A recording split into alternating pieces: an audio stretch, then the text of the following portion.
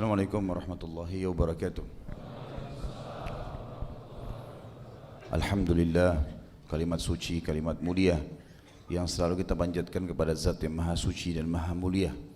Karena memang dengan kalimat inilah Zat yang Maha Sempurna, Allah Sang Pencipta, memenuhi segala kebutuhan kita. Dan juga kita panjatkan salam hormat kita yang penuh dengan rindu dan cinta serta penghormatan kepada manusia yang telah diperintahkan oleh Sang Pencipta memang untuk disucikan, dimuliakan dan juga dihormati, Nabi besar Muhammad sallallahu alaihi wasallam, sebagaimana Allah dan malaikatnya telah mengucapkan salam hormat kepadanya. Seperti biasa teman-teman sekalian, di Rabu malam ini kita membahas atau melanjutkan kajian dosa-dosa besar.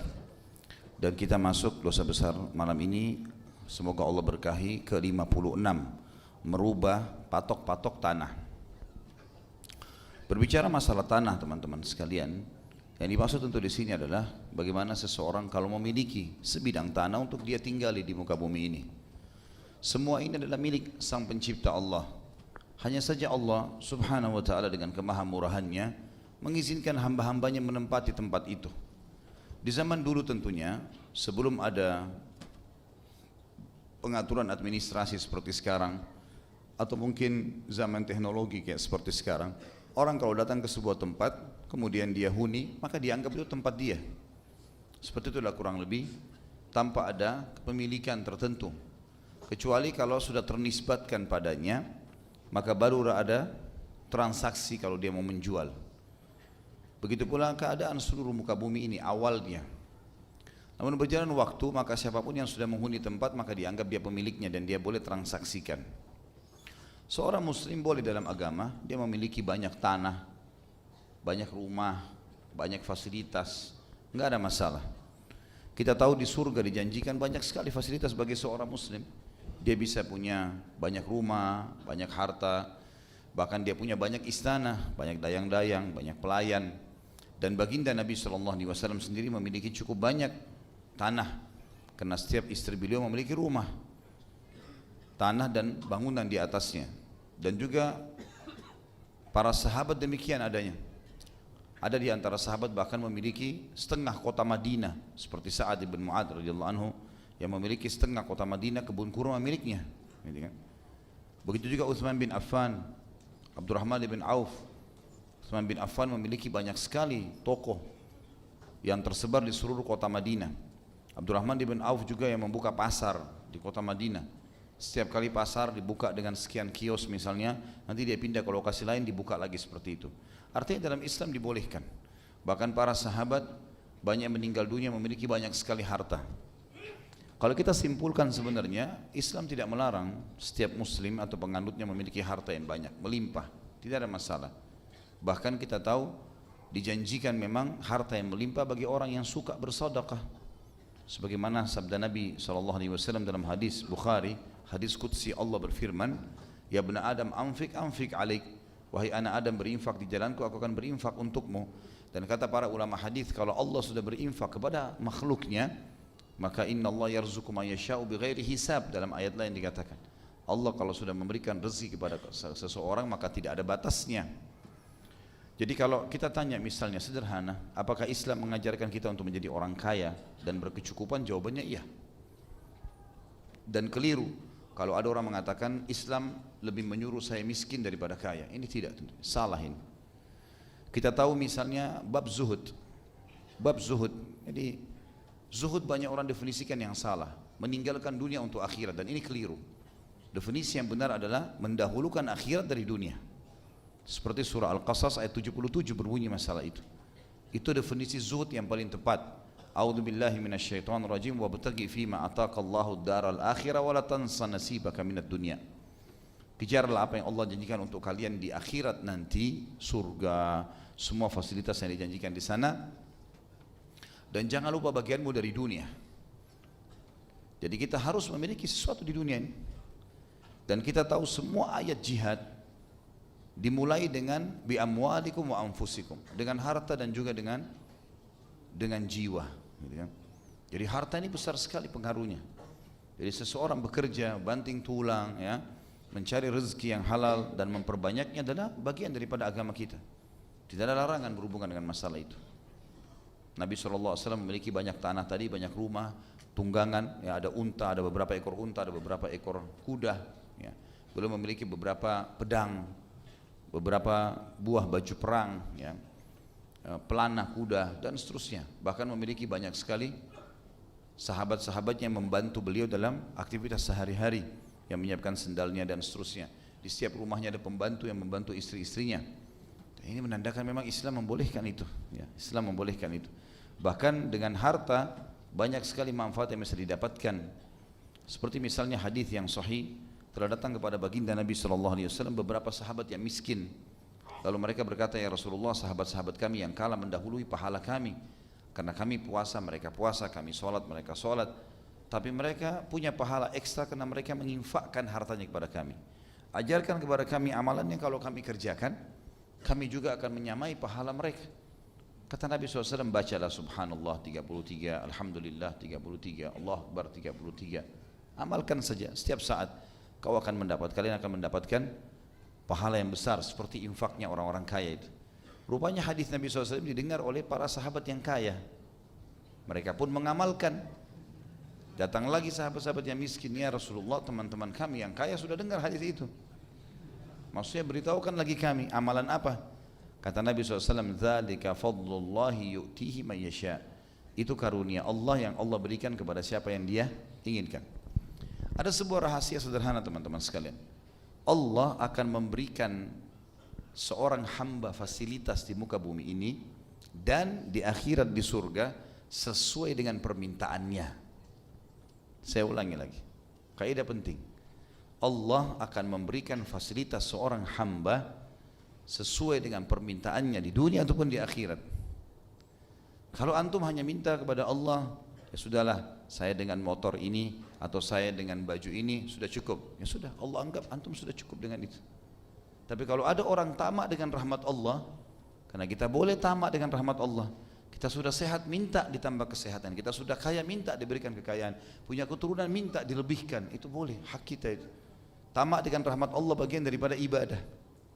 Allah menyuruh kita berdoa kepadanya khaufan wa tama'a, dengan rasa takut kena azabnya Allah kalau kita berbuat dosa atau tidak diampuni dosa, dan kita tamak dengan rahmat Allah. Ya? Jadi di sini kita bisa meminta sesuatu yang lebih dan Allah akan berikan sesuai dengan itu. Coba praktekin deh dalam kehidupan sehari-hari. Misal, ya Allah saya pengen lebih baik dari ini, ya Allah saya pengen lebih baik. Kita tinggal berusaha sedikit, Allah akan kasih. Jadi orang dikasih oleh Allah fasilitas sesuai dengan permintaannya.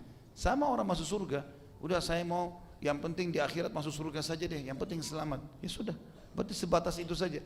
Enggak, ada orang yang minta sesuatu yang besar. Apa ajaran Nabi SAW? Kalau kalian minta surga, minta Firdaus, karena dia tempat tertinggi surga.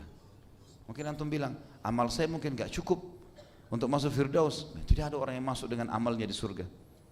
Sabda Nabi SAW, tidak ada seseorang yang masuk ke dalam surga dengan amalnya. Kata para sahabat, anda juga ya Rasulullah? Kata Nabi SAW, saya juga. Saya juga. Dan saya masuk surga justru karena rahmatnya Allah diberikan kepada saya. Jadi kita boleh tamak dengan rahmat Allah. Coba praktekin sekali lagi kaidah sederhana dalam kehidupan, maka akan melimpah pemberian Allah. Akan melimpah pemberian Allah. Sekali lagi, Allah akan memberikan fasilitas di dunia ini dan di akhirat sesuai dengan permintaan hamba itu. Jadi sering-seringlah minta fasilitas yang banyak dari Allah SWT. Tamak dengan rahmatnya. Ya.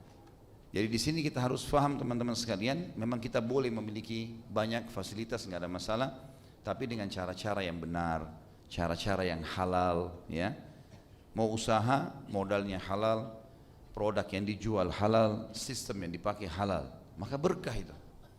Kalau ada waswas syaitan, nanti kalau kita cari modal yang halal mungkin susah, atau kita mau pakai sistem yang halal atau yang benar mungkin susah, atau produk halal mungkin tidak ada yang beli. Ini semua waswas syaitan. Coba praktekin, dan syaitan harus ditepis waswasnya. Sebagaimana sabda Nabi SAW, ada seseorang di antara kalian digoda oleh syaitan pada saat dia mau sholat, lalu dia bermaksiat pada syaitan, dia nggak mau. Karena kemudian dia mau sedekah dan zakat, maka syaitan was-was, dia nolak, dia maksiat kepada syaitan. Dia mau haji, syaitan menggodanya, terus saja dia nolak. Dia mau jihad, dia tolak juga, was-was syaitan yang mengatakan istrimu akan dinikahi oleh laki-laki lain. Maka kata Nabi SAW, siapa yang melakukan itu niscaya dia akan masuk surga. Jadi dalam Islam kita dibolehkan memiliki fasilitas yang bagus, dan semestinya muslim itu terlihat bagus. Badannya, penampilannya, pakaiannya, kendaraannya, rumahnya, silakan. Bahkan kata Nabi SAW dalam sebuah hadis, puncak nikmat seorang hamba, puncak nikmat Allah pada seorang hamba bila dia memiliki badan yang sehat, rumah yang luas, dan tunggangan yang layak. Itu hadis sahih. Ya. Puncak nikmat Allah pada seorang hamba kalau dia memiliki badan yang sehat, rumah yang luas, tunggangan yang layak. Berarti ada motivasi untuk itu. Utsman bin Affan membeli surga dengan hartanya. Waktu perang Tabuk, beliau menyumbang dengan sekian banyak, sampai 1000 ekor, 900 ekor kuda dan 100 ekor unta. Nyumbang lagi beli sumur, nyumbang lagi beli senjata-senjata. Sampai kata Nabi SAW, tidak ada lagi yang bisa menghalangi Utsman masuk ke surga setelah apa yang dia lakukan pada hari ini. Ini sebenarnya bisa. Dan kita semua punya fasilitas sama teman-teman, sama-sama punya 24 jam waktu, sama-sama punya 2 mata. Berarti kita bisa, asal mau saja. Dan penyakit apa yang harus dihilangkan? Al-malas. Salah satu harta yang bagus yang dimiliki adalah tanah. Memang orang memiliki tanah, dia beli tanah, dia beli rumah, dia fasilitasi, ya. Dan memang perniagaan ini dibukakan pintu rezeki. Sebagaimana sabda Nabi SAW, kalau orang beli, dia jual, beli lagi, itu perniagaan adalah berkah. Kata Nabi SAW, Allah membuka, ya, mayoritas rezeki itu, kalau kita mungkin persentasenya 90% rezeki di perniagaan, dan sisanya di hal-hal yang lain. Kebanyakan orang subhanallah merasa aman dengan menjadi pegawai. Maaf teman-teman, saya cuma bahasakan saja. Tetapi banyak orang meninggalkan perniagaan. Padahal perniagaan pintunya rezekinya besar, gitu kan? Artinya boleh kita sambil kerja di kantor, di waktu lowong kita buka usaha. Usaha apa saja, mulai sesuatu.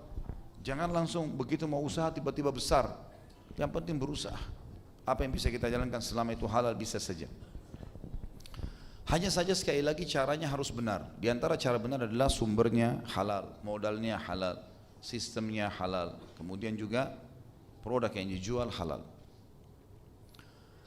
Kalau berhubungan dengan tanah yang sedang kita bahas, yang merupakan dosa besar adalah merubah patok-patok tanah. Dia beli tanah kafling misalnya, kemudian pada saat teman di sebelahnya atau tetangganya di sebelah tidak ada, maka dia mengubah garis tanahnya. Karena dia pikir mungkin orang tidak akan hitung misalnya. Maka ini nggak boleh. Juga tidak boleh teman-teman mengundi nasib dengan mengubah patok tanah tanpa adanya transaksi jual beli atau hibah. Seperti contoh, di masa jahiliyah dulu mereka sering bertanding, berundi. Berundi apa saja? Di antaranya yang sering mereka lakukan adalah mereka melempar batu atau melempar anak panah.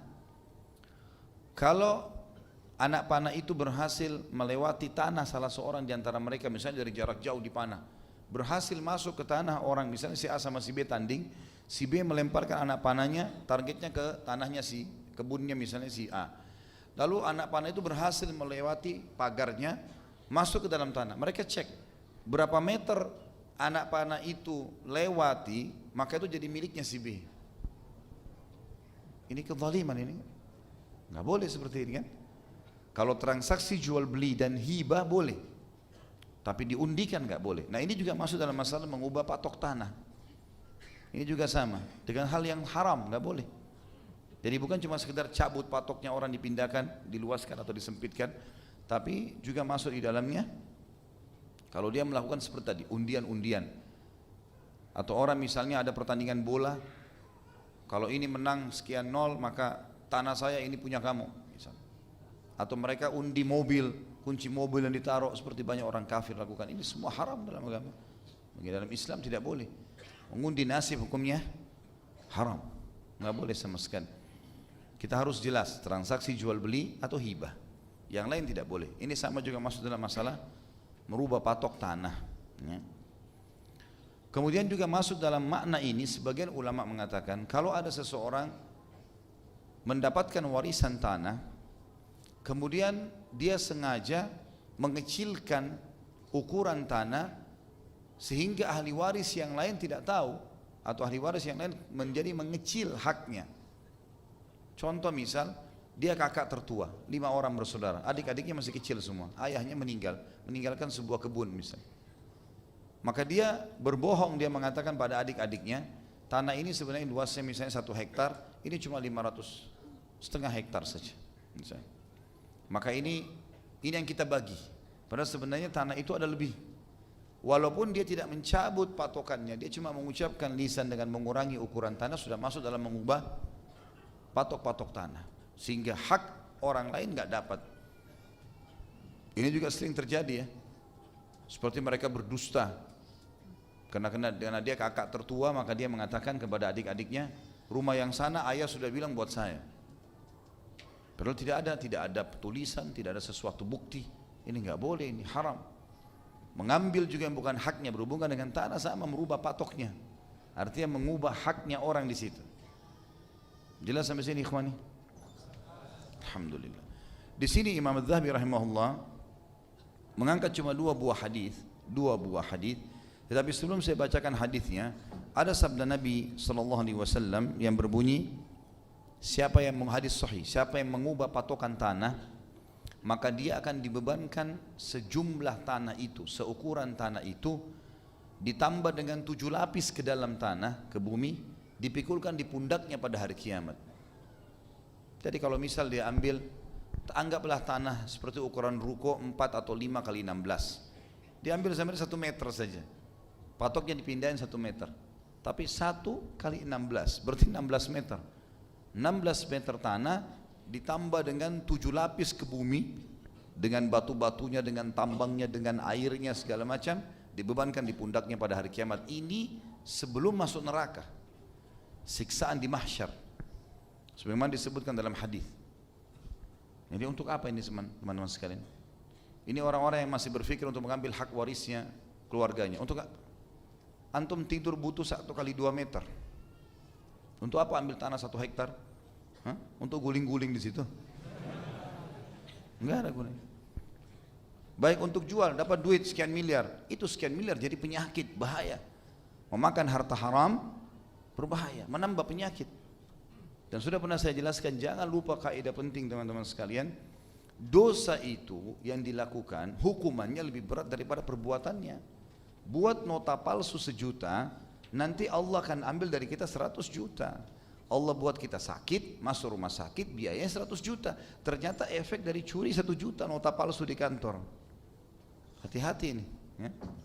Ada orang suka ambil pulpen, curi pulpen di kantornya, jatuh dari motor, tangannya luka, sakit sekian bulan. Ambil payung, jatuh, kepalanya rusak nanti. Oh ini payung kan bonus buat kantor, bukan buat kita. Apa saja jangan diambil. Fasilitas yang dikasih di kantor ya di kantor, bukan dibawa pulang ke rumah, bagi-bagi ke tetangga. Banyak orang begitu, nggak apa-apa di kantor Pak saya banyak ini. Ya memang banyak, bukan punya kamu tapi. Yang kerja di kantor yang biasa ambil-ambil kembalikan ya. Haram itu, nggak boleh. Jangan cuma ketawa ini, harus kembalikan, masalah nanti. Mengambil 1 pulpen hukumannya 1 jari bisa luka itu. Ambil 10 ya 10-10-nya nanti masalah. Dosa itu efek jerahnya lebih berat. Maka jangan dicoba-coba, nggak perlu. Nikmati sesuatu yang halal. Baik, di sini dikatakan Imam Az-Zahabi rahimahullah, orang yang merubah patok tanah atau batas tanah dilaknat Allah dalam hadis Ali bin Abi Thalib dari Nabi sallallahu alaihi wasallam dalam hadis riwayat Imam Ahmad. Yang dimaksud di sini adalah hadis yang sebelumnya yang kita bahas pada dosa besar ke-55. Pada saat kita jelaskan bahasan tentang menyembelih kepada selain Allah. Amr bin Abi Amr meriwayatkan dari Ikrimah dari Ibnu Abbas radhiyallahu anhu bahwa beliau berkata, Rasulullah SAW bersabda, la'anallahu man dzabaha li ghairillah, la'anallahu man ghayyara tukhumal ard, la'anallahu man kamahal a'ma 'anis sabil, la'anallahu man sabba walidayhi, la'anallahu man 'amila 'amala qaumi Lut. Allah melaknat orang-orang yang menyembelih untuk selain Allah, dan sudah kita jelaskan dosa besar sebelumnya. Sembelihan yang tidak boleh diarahkan kepada Allah atau selain Allah maksud saya. Kemudian Allah melaknat, dan makna laknat adalah mengangkat berkah hidupnya. Kalau dia makan nggak cukup, kalau dia tidur nggak cukup, semua serba nggak cukup, itu namanya laknat. Allah melaknat orang yang merubah patok batas tanah, dan susah kasih contoh-contoh tadi. Ya, bisa dia mencabut patokannya, bisa dia jadikan tanahnya sebagai undian, bisa dia berdusta kepada ahli warisnya. Sudah hafal belum? Ada hadiah buku itu. Kalau saya bilang ada hadiah buku, langsung cepat-cepat konsentrasi ya. Kemudian Allah melaknat orang yang membuat tersesat orang yang buta dari jalan yang benar. Jadi maksudnya biasa kadang-kadang ada orang buta bertanya di jalan, ada orang iseng, dia bukan tunjukin jalan yang benar untuk jadikan bahan-bahan olok ya. Ditertawai, oh bapak ke sana, ternyata orang itu jatuh di got misalnya, atau jatuh di kali, mungkin dia iseng ya. Ini kena laknat ini, nggak boleh. Malah sunnah Nabi SAW kita pandu dia, bawa ke tempat tujuannya ya. Dan kata Nabi SAW, khairun nas anfa'um linnas, manusia yang paling baik, muslim yang paling baik, yang paling bermanfaat bagi manusia yang lain, walaupun itu orang non muslim. Ada seorang syekh, subhanallah, di Jerman, dia cerita, jadi dia dari Saudi, dia lagi ke Jerman, ada daurah sama istrinya. Dia bilang, pada saat saya lagi dari hotel ke tempat daurah dekat, ke tempat pesantren kira dekat, saya minta panitia nggak usah jemput, saya sambil jalan sama istri saya. Dia bilang, waktu saya lagi jalan dari hotel ke tempat pengajian, ada seorang nenek tua di pinggir jalan lagi mau nunggu mobil-mobil berhenti untuk nyebrang. Dia bilang, nggak ada mobil yang berhenti. Orang-orang juga lalu lalang, tidak ada yang bantu nenek ini nyebrang. Maka saya bilang sama istri saya, kita bantu dulu dia nyebrang. Kamu pegang tangannya, saya yang tahan mobil-mobil. Maka dia bilang, kami pun melakukannya. Sampai di seberang jalan nenek itu menangis. Gitu kan? Betullah mereka bisa mengerti bahasanya. Maka ditanya, kenapa anda menangis? Dia bilang, saya setiap hari melalui keadaan ini, selalu. Saya harus nunggu sampai berjam-jam untuk nunggu mobil berhenti supaya saya bisa nyebrang. Belum pernah saya temukan ada orang seperti kalian. Kalian siapa ini? Kata Syekh ini, kami dari Saudi, penangkan kami orang muslim gini-gini. Kenapa kalian lakukan? Ditanya sama nenek. Agama kami memerintahkan kami berbuat baik, dan kami membantu anda karena anda butuh bantuan. Agama kami membolehkan itu, menganjurkan itu. Lalu dia bilang, belum pernah saya temukan ada ajaran agama seperti agama kalian. Allahu a'lam, saya tidak tahu lanjutan kisahnya apakah nenek itu masuk Islam, tapi saksi bahasan kita adalah bagaimana seseorang itu dianjurkan untuk memandu orang, dan itu ternyata jauh dari orang-orang non muslim di sini. Jadi kadang-kadang ada orang, subhanallah, sebagian orang yang hidup di negara-negara non muslim, dia mengatakan negara non muslim itu rapi segala macam. Ada beberapa survei di YouTube diadakan, dompet sengaja dilempar, saya pernah lihat cuplikannya, sengaja dijatuhin oleh beberapa orang yang buat acara itu, dilempar di jalanan. Ternyata di Eropa sama di Amerika orang banyak ambil dompet itu, disotin pakai kamera dari jarak jauh. Waktu dia ambil gambar itu di negara-negara Islam, jatuh dompet, begitu jatuh dikejar sama orang-orang muslim, dikatakan dompet kamu jatuh, dompet kamu jatuh. Mayoritasnya semua menunjukkan dompetnya gitu. Maka jangan sampai kita menilai buruk negara-negara Islam hanya karena keadaan kondisi mungkin ekonominya kurang baik atau penataan negaranya kurang. Tapi dari sisi akhlak, penerapan kebaikan itu luar biasa Islam. Termasuk tadi contoh si nenek yang diseberangkan oleh orang-orang muslim. Kemudian yang selanjutnya, yang keempat adalah Allah melaknat orang yang mencela kedua orang tuanya. Tentu sini ada dua bahasan ya, ada dua poin dalam mencela orang tua. Yang pertama adalah sesuai dengan hadis Nabi SAW. Allah melaknat orang yang mencela kedua orang tuanya. Lalu kata para sahabat, ya Rasulullah, apakah ada orang yang mencela kedua orang tuanya? Kata Nabi SAW, dia mencela orang tua temannya, maka temannya mencela orang tuanya. Itulah bentuk dia mencela orang tuanya. Maka kita tidak boleh mencela orang tua lain, apalagi orang tua orang lain maksud saya. Hidup orang tua itu sudah meninggal, apalagi kalau sudah meninggal teman-teman sekalian. Kalau sudah meninggal walaupun itu orang kafir, nggak boleh lagi kita celah-celah. Diambil dari pelajaran Ikrimah radhiyallahu anhu, anaknya Abu Jahal. Waktu dia syahadat, Nabi SAW mengatakan, jangan kalian cela ayahnya. Karena ayahnya walaupun jahat dalam Islam, diberi gelar Abu Jahal, Fir'aunnya umat ini, tapi sudah mati. Karena dia sudah mati. Karena celaan itu tidak akan sampai kepada yang sudah mati. Sudah selesai. Ini orang sudah masuk Islam, dia berbeda. Dia ayahnya. Jangan sampai ada orang baru masuk Islam, atau mungkin kita tahu tetangga kita, ayahnya dulu pemabuk misalnya, tapi dia teman sekolah kita baik, prestasi, jangan diolok-olok ini. Nggak boleh sama sekali. Nah, nggak ada hubungannya antara dia sama orang tuanya. Ini yang pertama, yang dimaksud dengan Allah melaknat orang yang mencaci orang tuanya dengan cara dia mencaci orang tua orang lain sehingga orang lain mencaci maki orang tuanya. Yang kedua memang seperti lafaz hadis ini, dia mencela orang tuanya. Ada orang begitu kasar sekali sama ibunya, sama ayahnya. Ah ibu ini, ah ayah ini. Saya lebih ngerti, saya kan kuliah, ibu enggak misalnya. Atau apalah bahasa-bahasa kasar ini, enggak boleh sama sekali.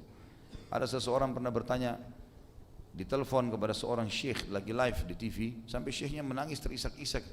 Dia bilang, "Syekh, bagaimana hukumnya istri saya berseteru sama orang ibu saya, dan ibu saya ini masih numpang di rumah saya?" Syekhnya langsung nangis tiba-tiba. Terisak-isak, membawa acaranya pun bingung kenapa syekhnya nangis gitu. Lalu dia mengatakan, "Akhi, saudaraku, bertakwa kepada Allah. Ucapanmu itu berat di sisi Allah. Kau mengatakan bahwasanya ibumu numpang padamu. Walaupun itu rumahmu, kamu yang numpang, bukan ibumu yang numpang. Karena kamu dengan hartamu milik ibumu." Gitu kan? Maka hati-hati teman-teman sekalian. Jangan mentang-mentang kita sudah jadi sarjana, sudah pintar, sudah punya rumah sendiri di rumah, sudah punya mobil, ibu datang dari kampung, mungkin pakaiannya atau ayah kita kelihatannya kayak orang-orang pakaian orang kampung atau membawa masih belum mengerti dan seterusnya, lalu kita anggap remeh. Tidak, merendahlah. Allah SWT suruh kita merendah. Wakhfid lahuma janaha dzulli minar rahmah. Allah suruh kita merendah dengan penuh kasih sayang kepada kedua orang tua kita. Gitu kan? Jadi jangan sampai kita hina. Kadang-kadang ada orang tertawakan orang tuanya, diolok-olok karena orang tuanya tidak mengerti. Ini tidak boleh sama sekali. Hati-hati. Ridha Allah ada di ridha kedua orang tua. Dan yang terakhir adalah Allah melaknat orang yang melakukan perbuatan kaum Lut atau homoseksual. Ini sudah pernah kita bahas pada bab khusus masalah homoseksual. Ini penyakit, tidak boleh sama sekali ada di tengah-tengah komunitas muslim. Ini semua banci-banci ini harus dihukum, ya. Dihukum, bukan diorbit, ya. Dihukum. Hukumannya tentu di sini adalah diberikan pelatihan-pelatihan, dikeluarkan dari komunitas muslim dulu yang sehat supaya mereka tidak mengganggu, karena ini penyakit. Sebagaimana pernah terjadi zaman Nabi SAW, ada banci yang masuk di Madinah lalu cerita-cerita dengan para sahabat laki-laki seakan-akan mengganggu, menggoda mereka. Maka Nabi SAW mengatakan, keluarkan orang ini dari Madinah. Dia sudah baik, sembuh kembali. Kalau enggak boleh. Gitu kan? Nah, ini bahaya ini. Homoseksual lebih berat daripada zina. Kalau orang berzina, kalau dia berzina, naudzubillah, sebelum menikah, maka hukumannya berapapun umurnya ya, selama dia belum menikah, walaupun dia orang tua. Kasusnya sudah menikah atau belum menikah. Kalau dia belum menikah, kemudian dia berzina, dicambuk 100 kali derah dan diasingkan 1 tahun. Kalau dia sudah menikah, walaupun dia masih umur 17 tahun misalnya, hukumnya rajam. Dilempar batu sampai mati kan gitu. Itu hukum Islam. Kalau homoseksual dan lesbian teman-teman beda. Sudah nikah atau belum nikah, kalau kepergok ini dihukum, dilempar batu, dirajam. Lebih berat daripada zina. Lebih berat daripada zina. Dan zina umumnya sudah banyak tersebar di umat-umat sebelum kita. Tapi kita belum pernah temukan Allah menghukum satu negeri hanya karena perzinahan. Artinya Allah murka sama mereka, ada dosa tapi tidak pernah negeri dibinasakan semua karena perzinahan. Tapi pernah Allah binasakan negeri karena homoseksual. Tempatnya kaum Lut. Dan hati-hati teman-teman sekalian, kaum-kaum sebelum kita dihukum oleh Sang Pencipta Allah kadang-kadang hanya dengan satu dosa loh. Hanya satu dosa. Misal kaum Lut berbuat homoseksual. Kaum Saleh, kaum Nabi Saleh, kaum Thamud itu karena curang di timbangan dan membunuh unta, mukjizatnya Nabi Saleh. Ya. Kaum Ad kepada kaum Hud juga menolak risalah, mengolok-olok, gitu kan. Sekarang kita ini hampir semuanya dosa itu ada, dan kita diamkan ini. didiamkan, ini bahaya sekali. Sampai Nabi SAW mengingatkan kepada kita dalam hadis Bukhari Muslim pada saat Ummi Salamah radhiyallahu anha bertanya, ya Rasulullah, anuhliku wa fina salihun, apakah bisa kami dibinasakan sama Allah sementara ada orang soleh di antara kami? Kata Nabi SAW, iya, idza kathural khabath, kalau keburukan itu merajalela dan tidak ada yang luruskan, dibiarkan, gitu kan? Dan bahaya, dosa itu kalau dibiarkan teman-teman, maka dia akan menjadi sebuah kebiasaan.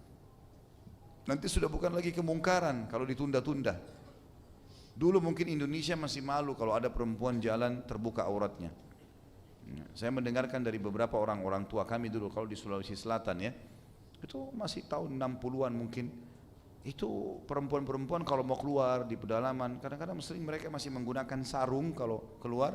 Sarung itu di bagian bawah dan bagian atas, dan bagian atas ini ditarik sehingga cuma matanya yang kelihatan, kayak pakai cadar. Tapi sekarang luar biasa gitu. Nah pada saat mereka transisi pindah dari menutup aurat ke terbuka aurat, ini tidak diingatkan, malah dianggap sebuah konsep modern. Akhirnya jadi kebiasaan. Sekarang kalau kita ingatkan orang lagi terbuka aurat, dianggap asing. Kita malah yang dianggap asing, padahal ini kesalahan ini. Hati-hati kalau ada kemungkaran kita nggak luruskan, minimal dengan hati kita. Maka kalau murka Allah datang, kita semuanya bisa kena. Kita semuanya bisa kena. Maka ini berbahaya sekali ya. Harus hati-hati dalam poin-poin seperti ini. Jadi ini kurang lebih beberapa poin yang disebutkan dalam hadis ini. Allah melaknat orang yang menyembelih selain Allah dengan selain menyebut nama Allah. Allah melaknat orang yang mengubah patok tanah. Allah melaknat orang yang menyesatkan orang yang buta atau menyesatkan orang dari informasi. Kalau ada yang tanya kita tidak tahu, jangan jawab ya. Kemudian juga Allah melaknat orang yang menyembah atau mencaci maki orang tua, dan Allah melaknat orang yang berbuat komlut, perbuatan komlut, homoseksual ataupun juga lesbian masuk di dalamnya. Dan ini teman-teman sekalian, 5 hal yang dilarang, tapi saksi bahasan kita merubah patokan tanah. Di sini ada sebuah hadis yang diangkat oleh Imam Az-Zahabi. Saya terus terang secara pribadi tidak tahu relevansinya apa dengan bahasan ini. Tapi saya mungkin mendatangkan sebuah benang merah dengan hadis yang sebelumnya, karena beliau mengangkat riwayat ya. Diriwayatkan dari Abdul Aziz Ad-Darawardi dari Amr, dan dia menambahkan padanya, la'anallahu man waqa'ala bahimah, Allah melaknat orang yang menggauli hewan. Jadi di sini kemungkinan besar seperti yang disebutkan di sini adalah, atau kemungkinan besar ini dimaksud adalah tambahan riwayat dari riwayat 5 larangan tadi. Jadi ini yang keenamnya ya. Dan ini larangan yang lain tentunya. Ada orang subhanallah diwaswas oleh syaitan, banyak manusia, banyak dia gauli hewan ya. Ini penyakit ini. Ini penyakit, dan ini menjadi sebuah konsep modern di beberapa negara non muslim. Dianggap biasa mereka bersetubuh dengan anjing, dengan hewan. Ini karena perzinahan merajalela di antara mereka. Maka syaitan menghiasi, sudah jenuh dengan manusia, melampiaskan dengan hewan. Bahkan ada sekarang konsep yang disebarkan menikah dengan hewan-hewan ya. Menikah dengan hewan-hewan, naudzubillah. Ini sudah betul-betul keluar dari normalnya manusia. Sedangkan teralihkan dengan manusia saja sesama jenis itu sudah dianggap keluar dari fitrah. Apalagi kalau nikah sama hewan gitu. Bahasanya tidak mengerti ya. Makanannya berbeda, ya, postur tubuhnya berbeda, entah mau apa ini. Ya. Ini keluar dari fitrah, ini penyakit. Biasanya ini bermula dari tontonan, ya. Tontonan, ingin coba-coba sesuatu yang aneh-aneh. Kita coba sesuatu yang fitrah, yang memang masih ada fitrahnya. Allah membuat kita merasa nggak enak, jijik segala macam, atau merasa tidak suka, itu karena memang Allah mau menjaga kita pada fitrah kita. Ya. Jadi ini nggak boleh sama sekali teman-teman sekalian. Dan juga sama, tidak boleh menonton hal-hal yang berhubungan dengan pornografi tadi. Tidak boleh juga menonton hal-hal yang kadang-kadang mereka pindah ke homoseksual, lesbian, karena mereka sudah jenuh dengan zinahnya dengan sama lawan jenisnya, kemudian mereka pindah. Nanti mereka jenuh, mereka pindah ke hewan. Dan banyak muslimin yang ikut-ikutan tonton ini. Haram ini hukumnya ya. Kalau seseorang di antara kita mau belajar masalah biologis, tidak perlu dia menonton film-film yang tidak benar. Karena kata para ulama, sebenarnya meletakkan kemaluan di kemaluan untuk melampiaskan syahwat itu seperti orang meletakkan makanan di mulutnya. Secara fitrah dia tahu sebenarnya ya. Dan itu juga hukum syar'i sudah menjelaskan panjang lebar masalah ini Tidak ada sesuatu yang asing, gitu ya. Tidak ada sesuatu yang asing dalam masalah itu. Jadi tambahan riwayat ini, tulisan tadi ini atau riwayat hadis yang saya sebutkan adalah yang paling kuat. Yang saya bilang relevansinya adalah benang merahnya dia tambahan riwayat yang sedang kita baca. Jadi ada 6 hal yang dilaknat oleh Nabi sallallahu alaihi wasallam. Baik, kita berdoa kepada Allah Subhanahu wa taala yang Maha Pemurah dan Maha Adil untuk menjadikan pertemuan kita ini diberkahi olehnya dan dijadikan sebagai tambahan amal kita pada hari kiamat. Semoga seluruh amal yang pernah kita kerjakan sampai menjelang ajal tiba nanti diterima dengan kemahamurahannya, dan semoga semua dosa yang pernah kita kerjakan tidak terkecuali terutama yang hadir di masjid ini semuanya diganti insyaallah dosa-dosanya menjadi pahala. Kemudian semoga Indonesia diberikan keberkahan, keluasan rezeki, muslimin disatukan di bawah ukhuwah Islamiyah, kembali kepada Al-Quran dan Sunnah dalam ibadah mereka, dan juga diberikan pemimpin muslim yang kembali kepada Al-Quran dan Sunnah, dan semoga Indonesia menjadi contoh bagi negara-negara yang lain. Tidak pernah kita lupa mendoakan saudara kita di Palestina, di Syria, di Yaman, di Irak, di Myanmar, di Ahsa, dimanapun mereka berada sedang tertindas. Semoga Allah ikhlaskan niat mereka, terima para syuhada mereka, mudahkan Islam di tangan mereka dan tangan kita semua, dan semoga Allah partisipasikan kita bersama mereka di pahala baik dengan doa, dengan harta dan juga dengan jiwa kita, dan semoga Allah dengan kemahamurahnya menyatukan kita semua di surga firdausnya tanpa hisab sebagaimana satu kita di majlis ilmu yang mulia ini. Mungkin begitu saja. Subhanakallahumma bihamdika asyhadu an la ilaha illa anta astaghfiruka wa atubu ilaik. Wassalamualaikum warahmatullahi wabarakatuh.